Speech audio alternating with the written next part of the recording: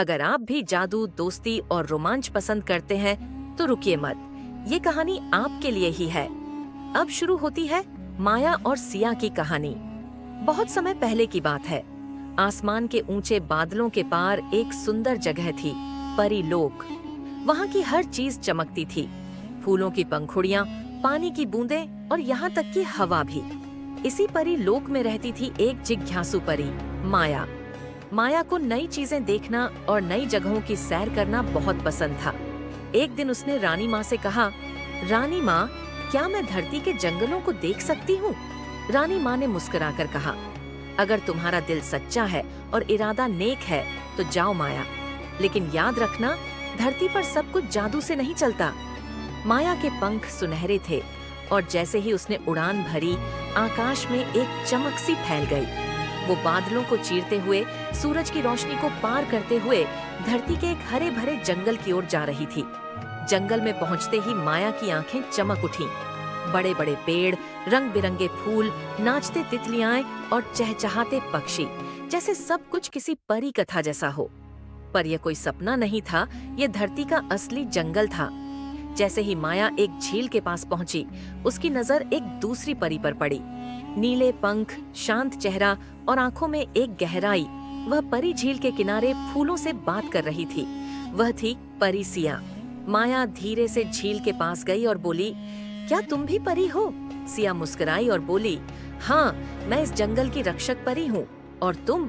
मैं माया हूँ, परीलोक से आई हूँ। सिया की आंखें आश्चर्य से भर गईं। मैंने परीलोक के बारे में बहुत कहानियां सुनी हैं। वहाँ सच में तारे नाचते हैं? माया हंस पड़ी।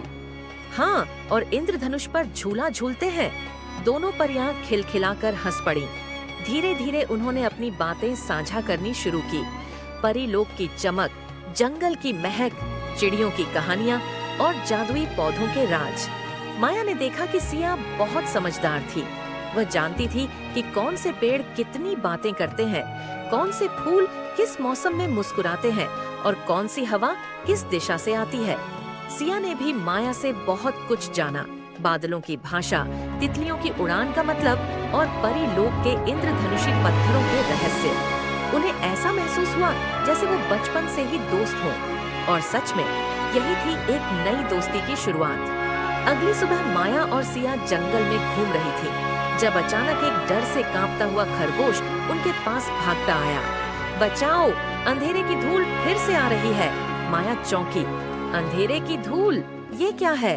सिया की मुस्कान धीरे धीरे गायब हो गई। उसने धीरे से कहा, ये एक काला जादू है जो पेड़ों को सूखा देता है, फूलों को मुरझा देता है और जानवरों को डरा देता है। माया ने उसका हाथ थाम लिया और बोली, तो इस बार हम मिलकर इसे रोकेंगे। मैं तुम्हारे साथ हूँ सिया। जंगल में एक अजीब सी बेचैनी फैल गई थी। पक्षी चुप हो गए थे, फूलों की पंखुड़ियां सिकुड़ गई थीं और हवा में एक अजीब सी ठंडक थी।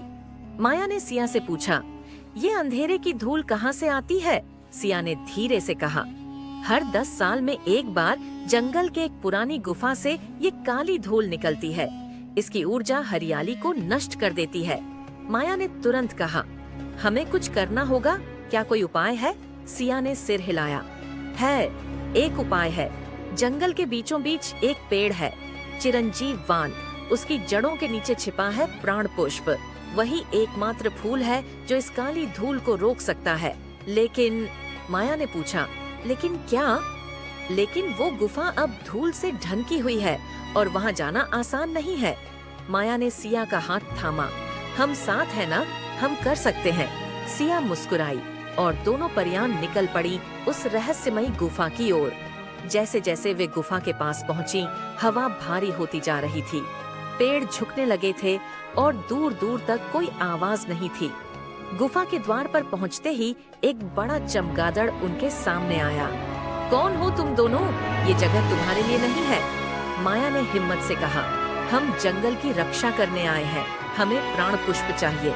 चमगादड़ ने आंखें मिचकाई, फिर बोला, अगर सच में साहस है तो जाओ अंदर, लेकिन ध्यान रहे, फूल सिर्फ उसी को मिलेगा जो खुद से ज्यादा जंगल से प्यार करता हो। उन्होंने मिट्टी हटाई और वहाँ था प्राण पुष्प, नीले रंग का छोटा सा फूल लेकिन उसमें अजीब सी ऊर्जा थी। सिया ने धीरे से उसे उठाया और कहा, माया, तुम्हारा कार्य सफल रहा, अब तुम लौट सकती हो। माया सिया की ओर देखती रही। क्या तुम मेरे साथ चलोगी? सिया मुस्कुराई। मुझे जंगल की देखभाल करनी है, लेकिन जब भी तुम आओगी मैं यहीं मिलूंगी। माया ने उसका हाथ पकड़ा और कहा, हम अब सिर्फ परियां नहीं, सच्ची दोस्त हैं। दोनों परियां आसमान की ओर देखती रहीं, जहां नीली रोशनी में एक इंद्रधनुष बन चुका था।